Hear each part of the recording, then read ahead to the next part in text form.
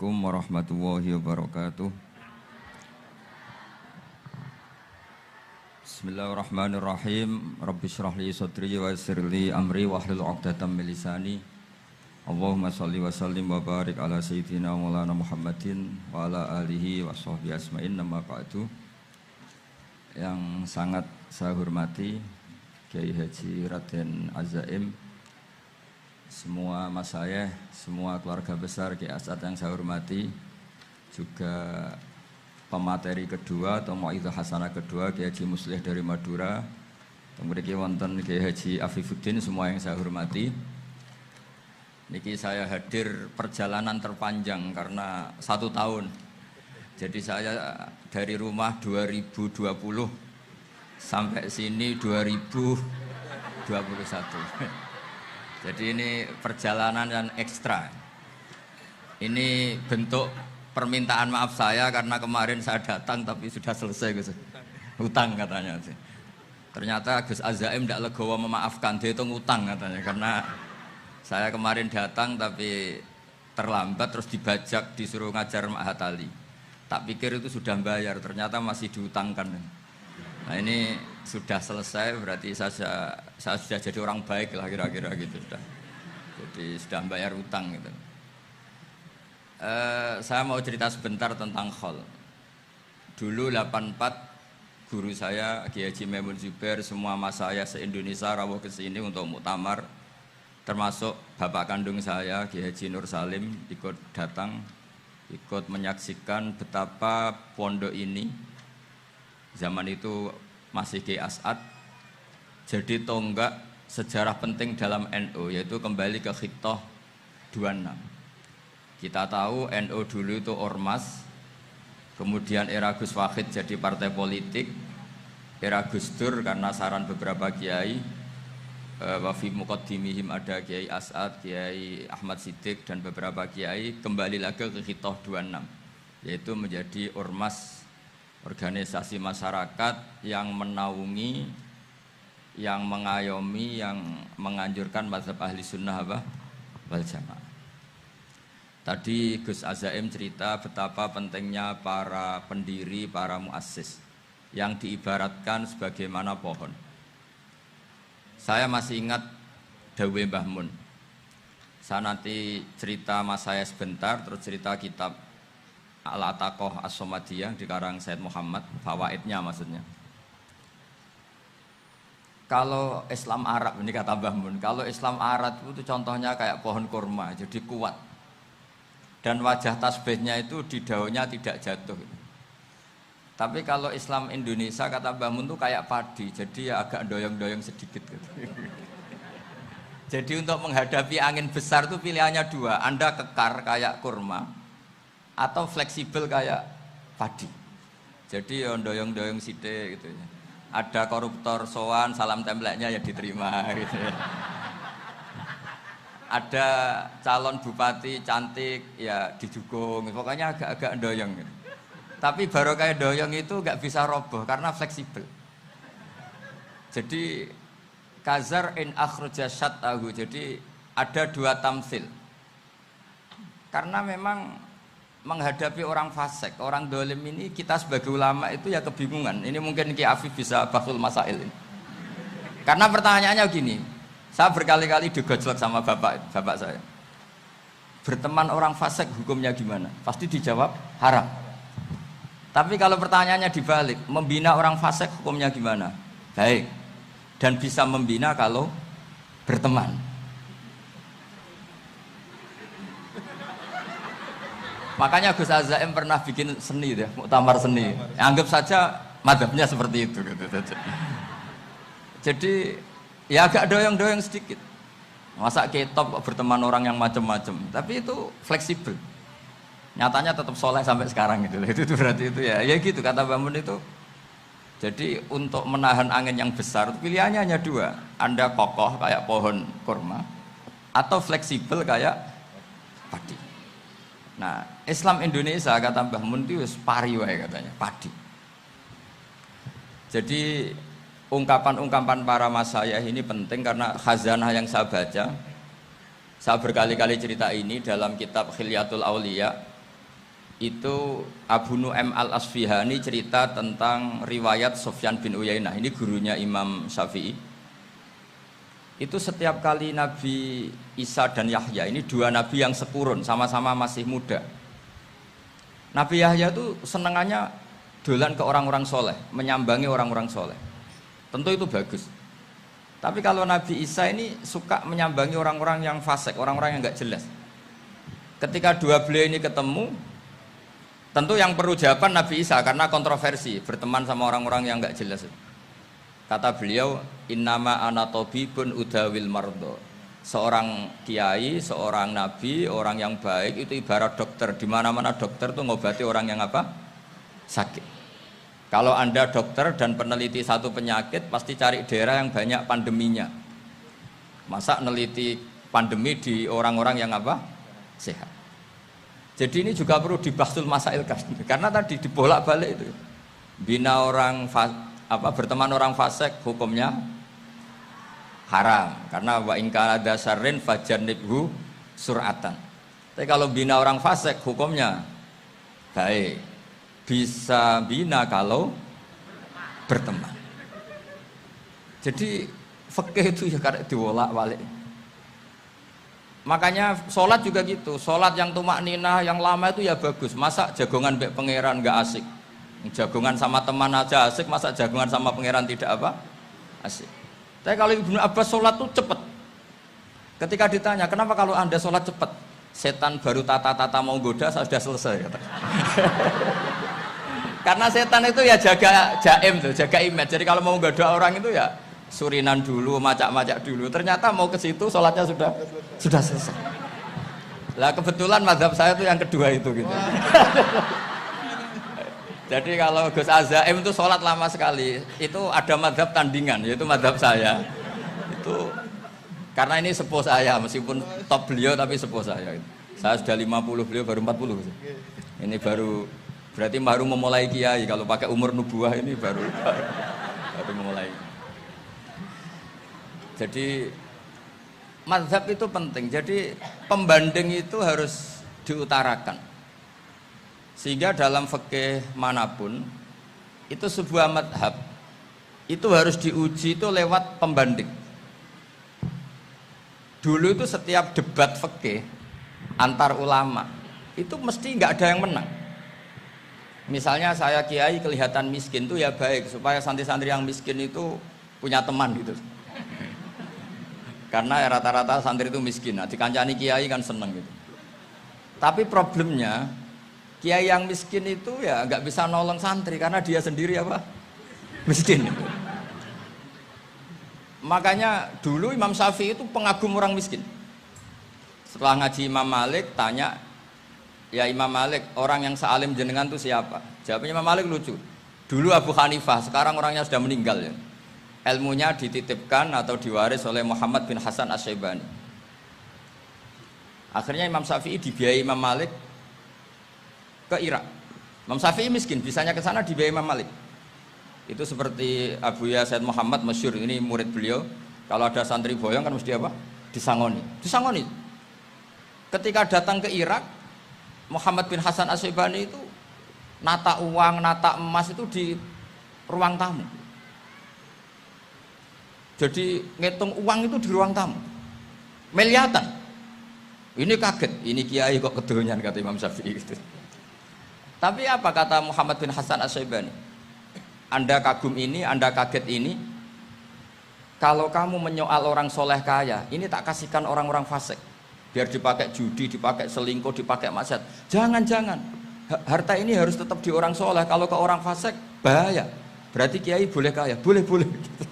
Semenjak itu ada gerakan kiai kudu sugih. Ya ada yang kesampaian, ada yang enggak gitu aja. Tapi karena kalau pakai logika fikih, harta itu fitnah. Oke, seakan-akan harta itu masalah. Tapi kalau ini dikuasai orang dolim, maka masalah besar. Jika orang-orang soleh ini harus juga menguasai harta. Nah, terus lama-lama dikiaskan kekuasaan. Kalau yang kuasain orang fasik, orang tidak sholat ribet. Akhirnya kiai terus dukung, ya akhirnya ikut politik tadi. Nak menawa bupatinya kena diatur gitu. Diatur kon salat orang ngasih proposal, maksudnya diatur keng salat maksud. Ini cerita-cerita apa logika fikih. Makanya saya sering ngaji kitab-kitab itu, diantara yang saya suka adalah ada dialog besar yang terjadi di antara orang-orang pilihan, termasuk bahkan di antara para nabi dan Tuhan. Jadi unik, Allah sendiri kadang mengajari kecerdasan para nabi itu ya lewat dialog. Masyhur itu, Nabi Ibrahim itu punya ruang khusus untuk sholat dan tidak boleh siapapun masuk situ. Tahu-tahu ada yang sudah di situ. Beliau membuka, kaget.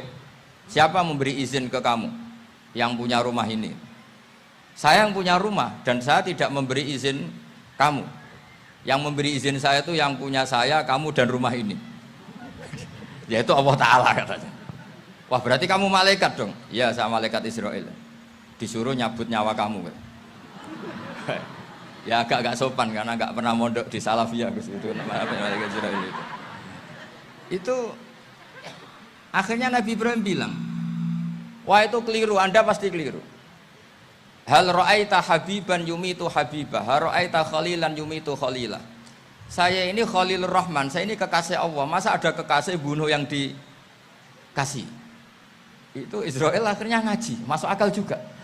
Ternyata perintah ini mungkin hoax ya, pokoknya dia terus mikir akhirnya. Iya ya, masa ini kekasih Allah kemudian oleh Allah dibunuh, dimatikan. Terbanglah Israel, matur lagi, ya Allah, kata Ibrahim, hal ra'aita khalilan yumitu khalilah. Masa kekasih bunuh yang dia apa? Kasih. Kayaknya masuk akal Gusti.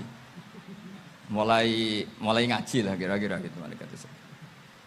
Akhirnya oleh Allah dijawab, ya sudah begini, kamu datang ke Ibrahim bilang, hal ra'aita habiban yakrahu ayyalqa habibah. Masa kekasih tidak siap ketemu yang dikasih. Nah, jadi akhirnya Nabi Ibrahim, Israel datang lagi. Logikanya sekarang enggak gitu, begini katanya diajarin. Hal ra'aita habiban yakrahu ayyalqa habibah. Masa kekasih tidak siap ketemu yang dikasih. Terus kata Ibrahim, oke, ya, terus mau meninggal. Jadi kalau jenengan cinta betul sama Allah ya harus, ya tidak usah, jangan sekarang tapi. Kalau mati di rumah aja, kalau di pondok ngerepotnya kiainya nanti. Tapi nanti setelah punya cucu banyak lah. Nah, barokahnya baca ini, dialog-dialog orang pilihan ini akan tersibak. Karena tidak dalam semua kebaikan itu nggak ada logikanya, rata-rata ada logikanya. Misalnya begini, kalau Anda orang soleh, kemudian anak Anda pamit mau sekolah di Jerman, pilihan Anda mengizinkan apa enggak? Karena potensi jadi fasik ya tinggi, karena di tempat-tempat maksiat. Potensi berdakwah dari daerah yang untuk daerah yang tidak ada dai-nya menjadi ada. Itu mesti ulama itu berdebat. Misalnya punya anak pamit mau kembali atau keluarga. Yang satu cara berpikir optimis.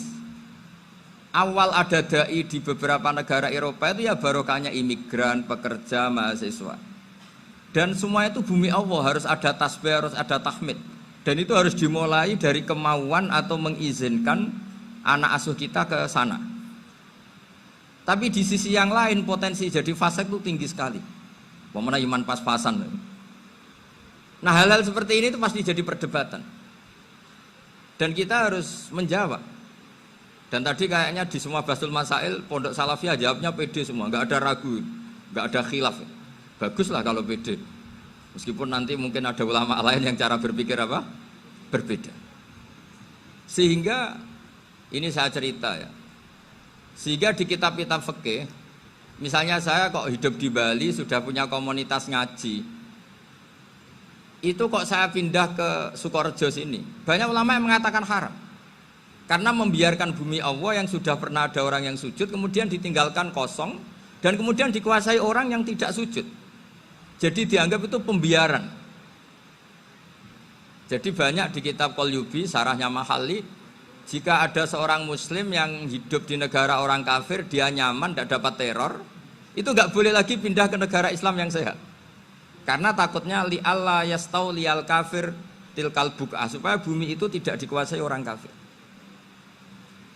Jadi ini hal-hal yang para fuqaha itu harus berdebat. Karena ini masalah-masalah furu'iyah.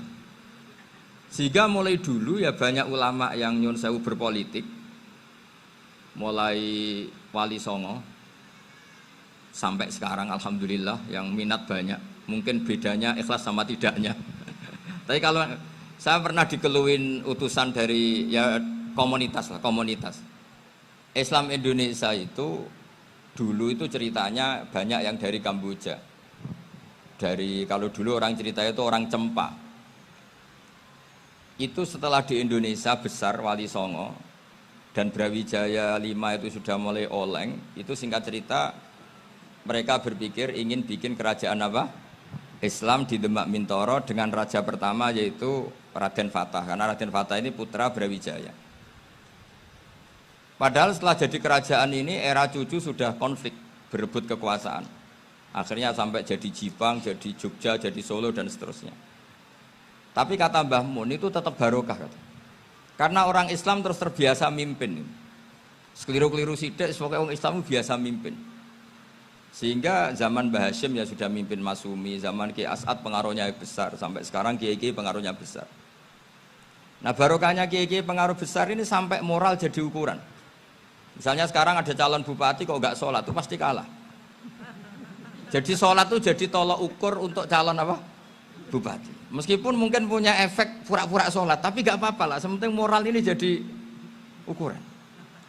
Sementara yang di Thailand, di Patani, itu karena dulu pelajarannya tasawuf, itu orang nggak ambisi mimpin dunia. Tahu-tahu dipimpin. Dan akhirnya nyuwun sewu ya saake Islam-Islam yang dulu terlalu tasawuf karena nggak punya pengalaman memimpin, akhirnya lazimnya konsekuensinya hanya dipimpin. Tapi Islam Indonesia beda. Karena kulino mimpin itu akhirnya dari orang Islam biasa menjadi Islam yang sholat sampai Islam yang bisa ngaji itu bisa mimpin negara. Tentu yang paling populer dimulai Gus Dur. Jadi ini sesuatu yang barokahnya istihad para kiai, sementing Islam kulino mimpin. Sehingga di Indonesia itu barokahnya itu, kebaikan itu jadi tolok ukur. Ada orang kok terkenal koruptor atau terkenal nyuwun sewu selingkuh atau terkenal apa itu pasti tidak jadi. Karena moral itu menjadi tolok ukur. Dan itu adalah politik para kiai. Jadi ini saya cerita dan itu negara juga akhirnya untung karena seleksi agama sama negara itu sama-sama kiai ya bilang negara harus dipimpin orang soleh, negara juga bilang seperti itu. Nah, ketokohan-ketokohan para beliau-beliau ini yang mau lah bekerja sama dengan umarok. Kita tahu dulu Pak Harto ya rawuh ke sini ketika Muktamar 84, rawuh ke Ki As'ad, ketika mau kembali ke Khittah juga dirembuk oleh ulama dan umarok. Dan akhirnya ini menjadi negara yang alhamdulillah semoga selalu menuju baldatun thayyibatu wa rabbun ghafur. Nah, kemudian di sini saya tabarruk dengan Said Muhammad, gurunya Kiai Haji Azaim. Saya mau cerita tentang amaliyah tadi. Saya sebetulnya nggak niat bacakan bab itu, gara-gara ada khataman jumlahnya banyak saya jadi pusing. Ini panitianya tanya, khatam betul apa enggak? Iya, Gus, khatam betul. Tapi kayaknya saya tidak yakin itu. Karena saya ini kan dari pondok tahfidz itu. Biasanya anak khataman itu ya rodok bodoni itu. Wes dibaca buanter sing nyemak ya mau ndelok pojok tok. Mergo kebanteran. Nah, akhirnya lafat-lafat yang di tengah itu enggak di apa? Baca. Tapi ya semoga dimaafkan Allah lah. Yang jelas itu enggak.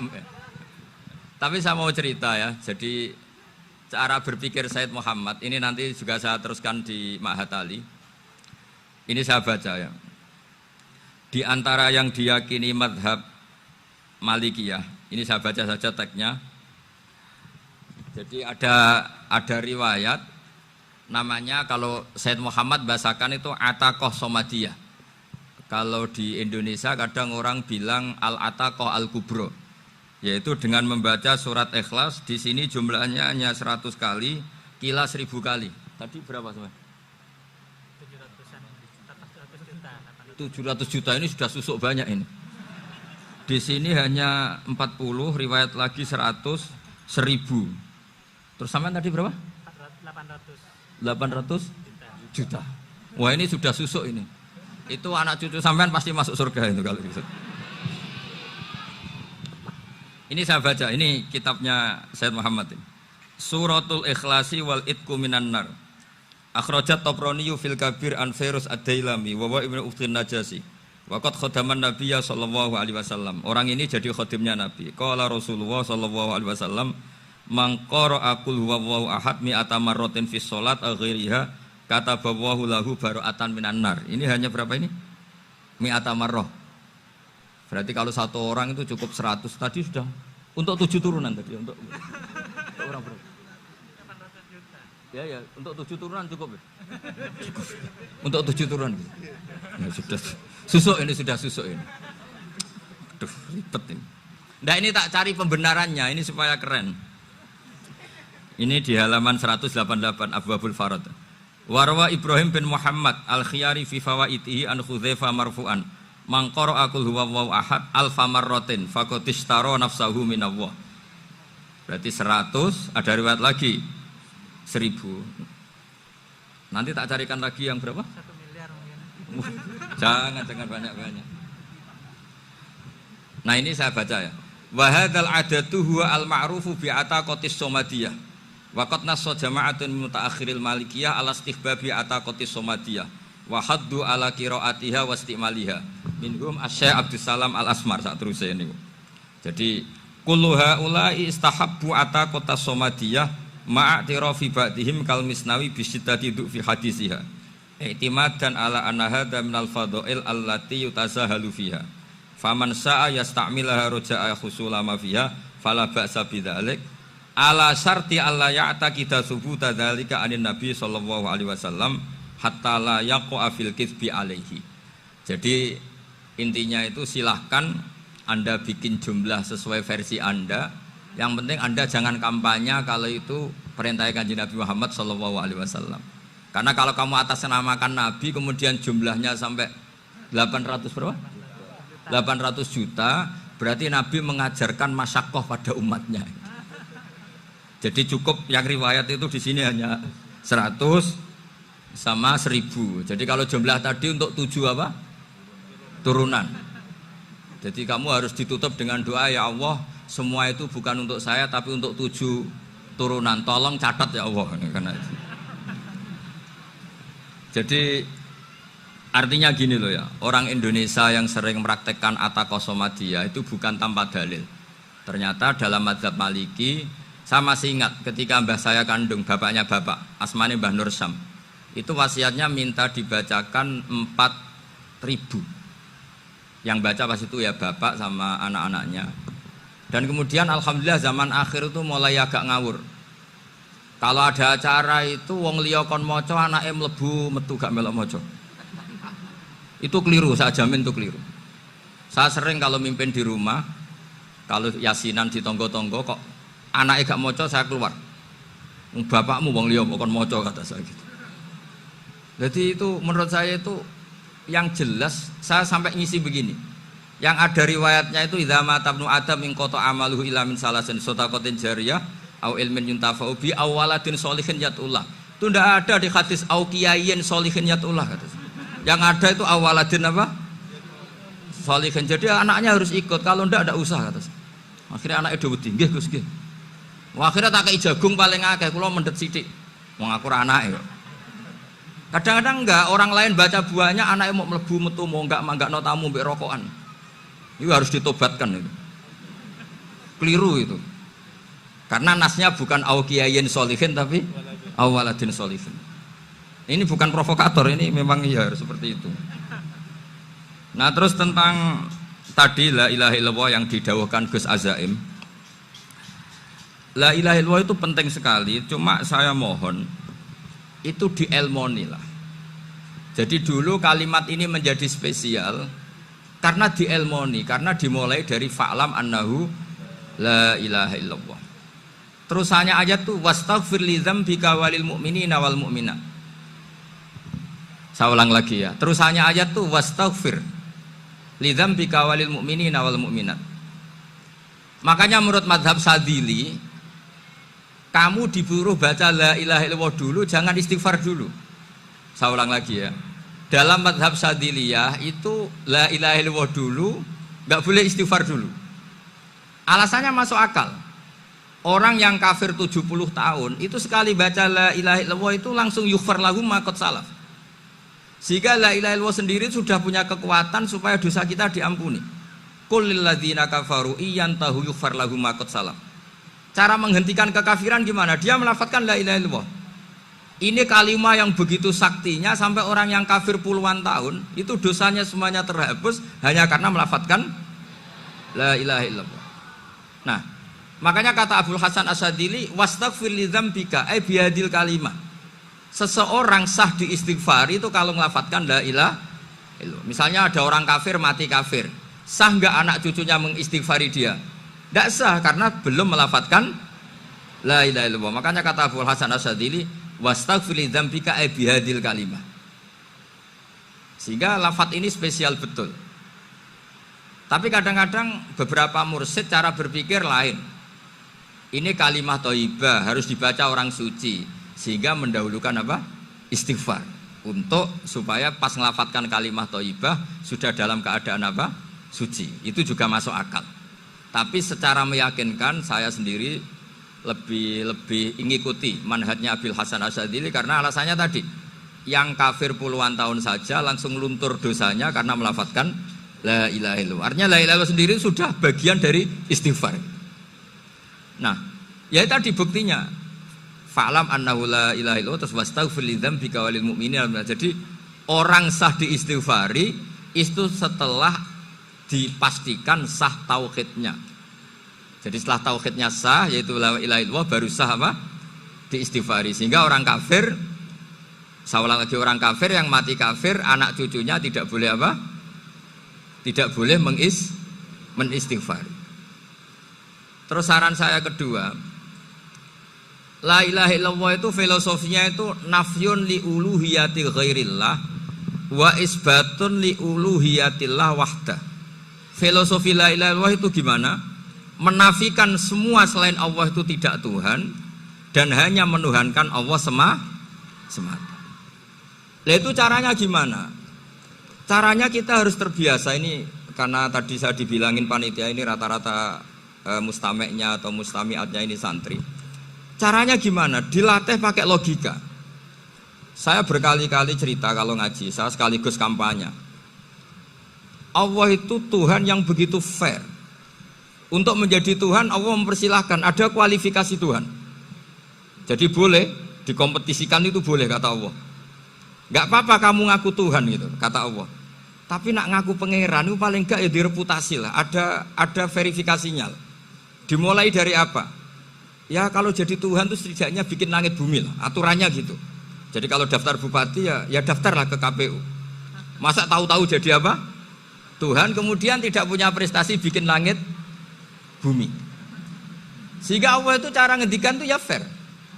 Qul ara'aitum ma tad'una min dunillah aruni madza khalaqu minal ardi am lahum syirkum fis samawati. Coba yang kamu tuhankan selain saya, prestasinya apa kan?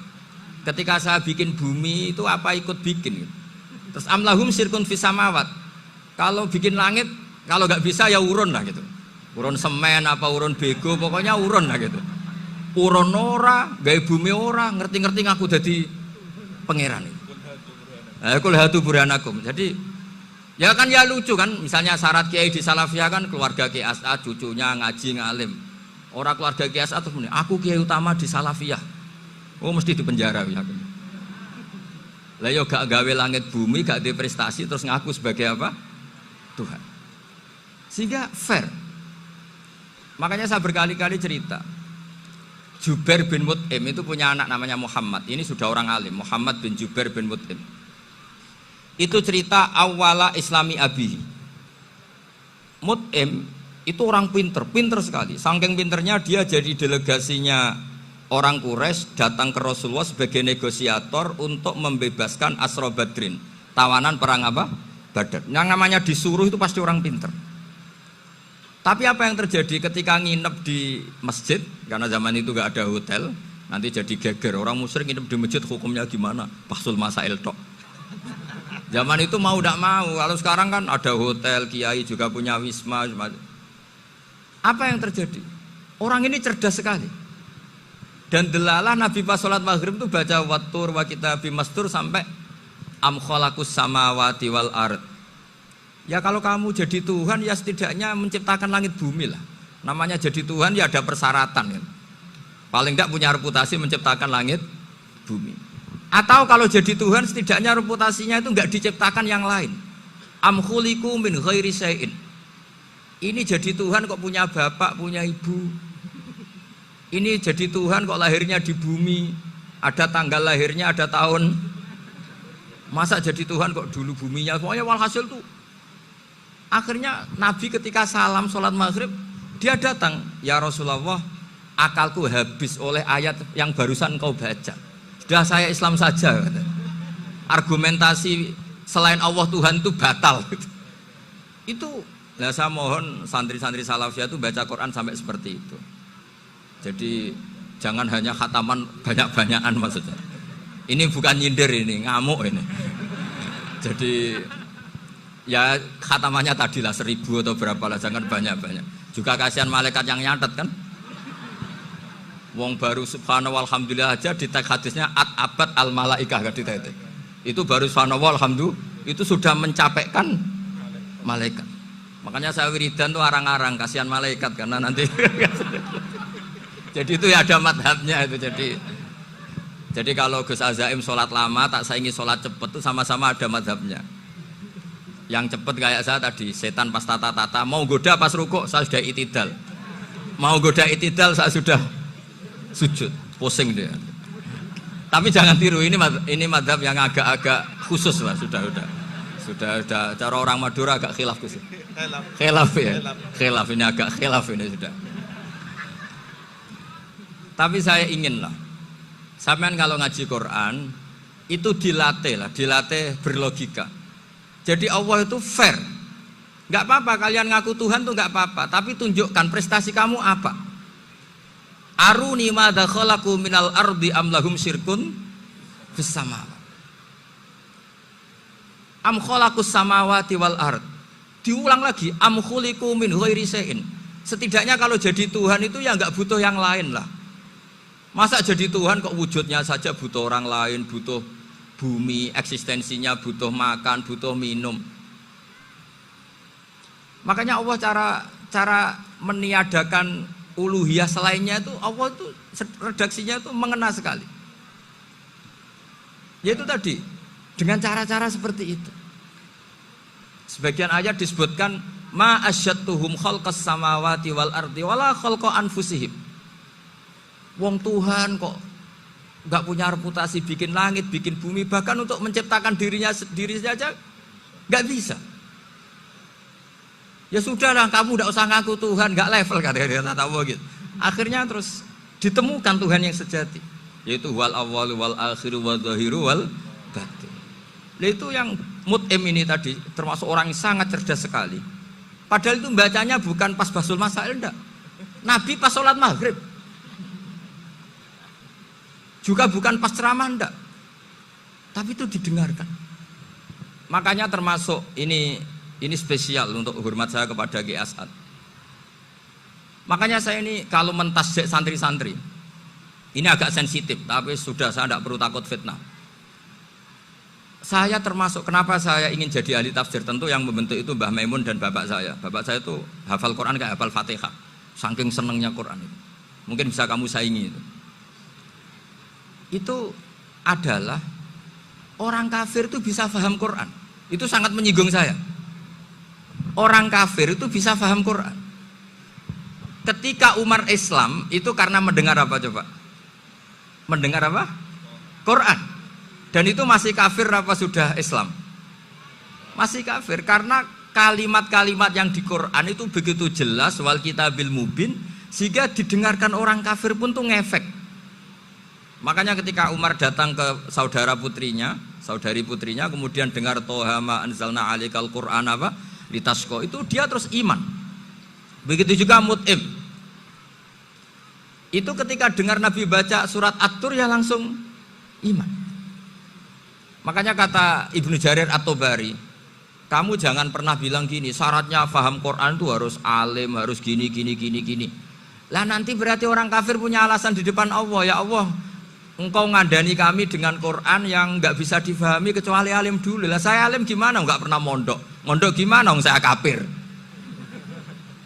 Jadi artinya gini loh, kata Ibnu Jarir At-Tabari, Allah tidak mungkin mengatakan gini, ifhamil Quran bima la fahmalaka. Quran itu harus kamu fahami. Sementara orang kafir karena lafadznya Quran khusus nggak bisa memahami. Makanya Quran itu dibaca. Itu banyak orang kafir yang menjadi muslim karena mendengar apa? Al-Quran. Padahal kafir. Nah, termasuk tadi Muhammad bin Jubair bin Mut'im ini itu menjadi Islam ya karena mendengar Quran. Padahal dia saat itu masih apa? Kafir. Karena tadi logika misalnya nggak paham secara lafadz Arab. Sekarang misalnya nyuwun sewu ada orang ateis. Saya pernah didatangi seorang ateis yang nggak percaya Tuhan. Saya mau Islam Pak Ba, asal Anda bisa menjelaskan Tuhan itu siapa. Coba Quran dibaca secara makna, tidak secara lafadz tapi secara makna. Begini misalnya, ada orang ateis datang ke saya, Pak Ba, saya mau Islam, asal Anda bisa menjelaskan Tuhan itu siapa. Terus saya tanya, ini ngajak goblok-goblokan apa pinter-pinteran, kata saya. Terus dia jawab, ngajak pinter-pinteran Pak, saya ini doktor katanya. Maksudnya di akademiknya dia doktor, mungkin jurusan matematika atau apa, tapi di ketuhanannya jeblok. Terus tak tanya, kalau ini ada kertas, kamu suka ada rumusnya apa suka ada? Ya suka ada rumusnya. Kenapa ada kertas? Ya karena ada yang bikin. Nah kira-kira berstatus membikin atau membuat, itu sesuatunya maujud apa enggak? Ya pasti maujud lah, pasti ada. Ya sudah, anggap Tuhan itu adalah sebab dari semua yang ada. Masa alam yang seperti ini, langit dan bumi ini maujudat, kemudian kamu katakan kholaqohal adam, bahwa alam raya yang maujud ini diciptakan oleh ketiadaan. Ya juga, berarti Tuhan itu ya. Ya itu yang namanya Tuhan. Lah mulai dulu kiai-kiai ngomong gitu kan saya Islam katanya. Jadi kiai-kiai itu kadang-kadang kalau dakwah pokoknya KBU digawe Tuhan. Beda dengan dakwanya orang-orang mantek. Orang-orang mantek itu kan nggak pernah nyebut Allah. Ini alam hawadis, la budda min muhdis. Meskipun mereka, nah muhdis ini menurut Islam namanya Allah. Tapi sebetulnya kan nggak langsung bilang Allah. Jadi tak kasih tahu, alam raya ini maujud nggak? Ya maujud Pak Ba. Bisa nggak sesuatu yang nggak ada menjadi faktor wujudnya yang ada? Ya nggak bisa, namanya nggak ada itu nggak bisa jadi faktor. Lah itu hebatnya ulama-ulama kita ketika mengenalkan Allah itu siapa? Zat yang wajibil wujud. Jadi kita ini kalah pinter be ulama-ulama dulu. Ya alhamdulillah kalahnya sama ulama dulu. Kalau kalah sama ulama sekarang isin lah. Jadi ulama dulu sudah pinter. Pasti pertanyaan dasar manusia, hadil maujudat itu man khalaqaha, siapa yang menciptakan? Kalau kamu langsung jawab Allah atau Tuhan, mereka pasti tidak nerima. Ya jawab saja, hadil maujudat mesti khalaqaha maujudun. Nah berhubung maujud ini berstatus pencipta, harus super. Lah super ini oleh ulama disebut wajibul wujud atau musabbibul asbab, yang oleh Islam dinamai Allah. Tapi kita langsung ngomong Allah, mesti aja bingungkan kan bagi yang bingung maksudnya. Ya saya mohonlah kalimat-kalimat la ilaha illallah itu diamatilah, diresapi sampai seperti penjelasan saya ini, sehingga punya kualitas ilmu. Karena syaratnya memang fa'lam, harus punya kualitas apa? Ilmu. Ilmu itu apa? Ma'rifatus syai' ala ma huwa alaih. Mengenal sesuatu sesuai detail-detail sifatnya sesuatu itu. Misalnya kalau Allah sudah jadi Tuhan, ya harusnya qabla kulli syai'. Masa Tuhan sama yang dituhani wujudnya dulu yang dituhani? Ditemukanlah sifat awal atau qadim. Makanya benar Gus Azaim tadi, kalau sudah bertauhid harus hafal akidah berapa khamsin. Dimulai apa? Wujud. Kenapa harus dikatakan wujud? Karena alam raya ini kadung maujudat. Hadhil alam maujudun. Masa maujudun khalaqahul adam? Masa maujudat khalaqahul adam? Nah itu yang disebut am khuliqu min ghairi syai'in am humul khaliqun. Jadi saya mohon semohon-mohonnya cobalah tradisi-tradisi lihat baru ayat ini dihidupkan lagi sehingga kita baca Quran itu sekaligus menjadi orang yang sangat argumentatif. Karena Quran adalah qul falillahil hujjatul balighah. Dilatih. Jangan bosan dilatih. Makanya kalau saya baca ayat-ayat seperti itu cek fair Allah itu. Fair betul. Enggak apa-apa saya punya pesaing kata Allah, tapi yang imbang dong. Pas aku gawe langit ya bantulah. Atau ada langit tandingan lah kira-kira gitu. Kalau saya bikin bumi ya ada bumi. Nah misalnya sekarang orang Cina bikin matahari, materinya dari mana coba? Dari yang sudah ada sekarang kan? Tetap saja agak ikut bikin kan? Tapi kalau Allah bikin langit bumi minal adam minal wujud. Kalau mereka paling rekayasa yang sudah wujud otak-atik. Nah harus sampai seperti itu. Sampai kata Gus Azim kul hatu apa? Burhanakum dan. Jadi ini cara-cara kita untuk menguatkan iman.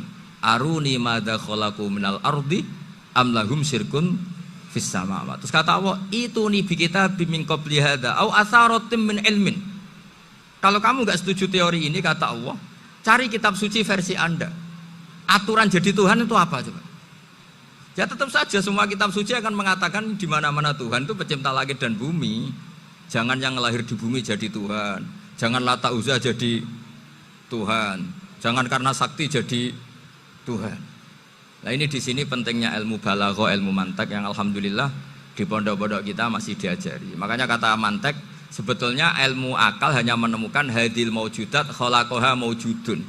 Nah yang maujud ini siapa? Ya wajibul wujud.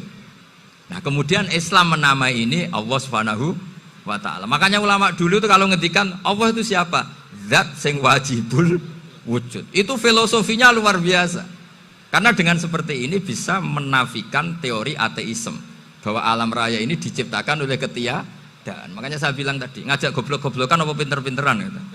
Lah nek ngajak goblok-goblokan yang ngene, hadhil maujudat khalaqahal adam. Terus kita goblok bareng. Loh iya kan barang maujud diciptakan yang tidak maujud. Wong ora wujud kok mempengaruhi sing wujud. Ya monggo nak goblok bareng kata. Akhirnya, enggak loh Gus, saya ini dokter masa kamu ajak goblok? Ya sudah pinter saja kata saya. Alhamdulillah karena debat kecil ini dia menjadi nyaman lagi dengan apa? Islam. Memang saya tentu nggak bisa disalahkan doktoralnya karena di ilmu yang selain apa? Teologi gitu. Tapi kan polanya dia pasti pinter. Makanya ini sekaligus mengingatkan anak-anak lah. Kecakapan menjelaskan itu harus dilatih karena di antara kelebihannya Quran itu wal kitabil apa? Mubin, yaitu kitab yang punya kemampuan menjelaskan. Ini yang terakhir saya beri contoh. Terakhir ini penjelasan Quran. Dulu orang kafir itu cara berpikir itu begini, Muhammad, urusan kita ini banyak, problem kita banyak. Masa iya urusan yang banyak ini cukup dengan satu Tuhan? Kalau problem banyak ya Tuhannya harus banyak. Ada Tuhan pohon, Tuhan hujan. Ya kayak Cina itu ada Dewi Kuan Im keberuntungan, ada yang sial, yang pokoknya diurus yang banyak lah. Maka mereka bilang aja'alal alihata ilaha wahida inna hadza la syai'un ujab. Ini aneh urusan banyak kok Tuhannya satu ini aneh lah. Tapi Nabi secara sabar dan yang diomongnya orang kafir. Tidak anak Mahatali, orang kafir. Jadi nanti kalau anak Mahatali enggak paham Quran kebangetan wong kafir saja paham. Akhirnya Nabi secara santai, secara rileks memberi penjelasan gini. Kalau Anda menjadi buruh. Kalau orang Arab dulu bilang abdan. Kamu suka enggak punya majikan banyak, perintahnya beda-beda, semuanya memaksa kamu untuk nurut. Sama punya majikan satu yang baik. Ya enggak suka lah Muhammad kalau majikan saya banyak, semuanya berhak merintah saya, enggak enak. Majikannya satu saja. Terus kata Nabi, Tuhanmu itu majikan kamu. Kalau Tuhannya banyak, kamu bingung, nanti perintahnya banyak. Akhirnya mereka paham. Dan itu segampang itu Allah memberi penjelasan. Daraba wa masalah rojulan. Fihi syuraka umutasyakisuna wa rajulan salamal lirajul hal yastawiyani masalah alhamdulillah. Langsung diberi analogi. Kalau kamu jadi buruh punya majikan banyak yang perintahnya beda-beda, Kemudian jadi buruh yang majikannya satu, kamu milih mana? Ya milih satu Muhammad. Ya sudah. Kalau Tuhannya banyak, perintahnya banyak, kamu juga bingung. Langsung menjadi paham. Nah, ketika ada orang tidak ikhlas, Nabi cara memberi penjelasan juga gampang. Misalnya saya dikasih uang Gus Azaim 1 juta. Kemudian matur nuwun saya sama Pak Afif, aneh enggak? Saya ini orang aneh enggak? Orang aneh enggak? Itu Nabi kalau mencontohkan orang tidak ikhlas gitu. Kata Rasulullah, orang tidak ikhlas itu sebagaimana orang beli budak. Min kholisi malih, budak itu dibeli dari uangnya sendiri. Kemudian fa'amila hadal abdu, budak ini kemudian bekerja dan a'tohullatahu, hasilnya dikasihkan sama orang lain. Terus Nabi memberi percontohan, ayasurrukum ayyakuna abdukum kadzalik. Apa kamu suka kalau budak kamu seperti itu? Dulu orang-orang dulu kan beli budak untuk disuruh bekerja, terus disuruh setor apa hasilnya. Jadi budaknya kamu yang beli, yang biayai. Kalau sekarang mungkin nggak ada budak, gini lah. Saya nyuruh Zaid, tak kasih mobil, tak kasih bensin, tak kasih uang jalan supaya narik angkot. Hasilnya disuruh ngasihkan saya. Ternyata dikasihkan orang lain dan matur nuwun sama orang. Kamu suka punya budak seperti itu?